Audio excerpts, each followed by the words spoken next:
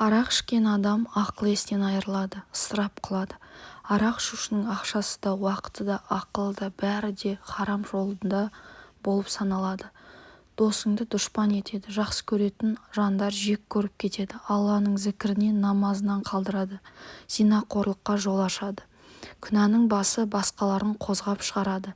Адамды әйелімен, жанұясымен ұрыстырып тез ажыратады. Арақ ішушінің үйінде тыныштық, береке болмайды. Жұрт алдында абыройы айрандай төгіліп арсызға айналады. Егер тәубе қылмай өліп кетсе, имансыз кетеді. Арақтың кесапатынан ел арасында бұзғыншылық, үрей көбейеді. Арақ ішкенде адамның дұғасы 40 күнге қабыл болмайды. Ер адамдар еркектік қабілетінен бірте-бірте әлсіреп мүлде жояды. Арақ ішуші ананың ішіндегі сәбиге кері әсер етеді. Арақ көздің нұрын кетіреді. Арақ ішушінің тістері тез түседі. Арақ ішетін адамның ғұмыры қысқа болады. Маскүнемдерді өзінің перзенттері де сыйламай құрмет тұтпайды. Арақ ішуші өз басына келетін пайда-зиянға немқұрайлы қарайды. Арақ ішуші жанұясына, ел-жұртына, ұлтына опасыз болады.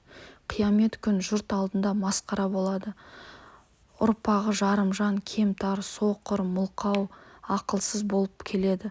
Арақ ішушінің арақ арқылы тапқан бөтелкелес дос-жарандары еш уақытта опа бермей, түбінде өзіне қастық ойлап сатып кетеді. Арақ барша жаман күнәлардың анасы.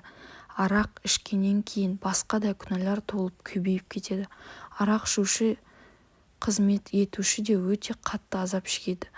Арақ сатушы да, сатып алушы да қарғысқа ие болады. Басқа жұрт арақ ішушіге қыз бермейді, қызын да алмайды. Сөйтіп зияны бала-шағасына да тиеді.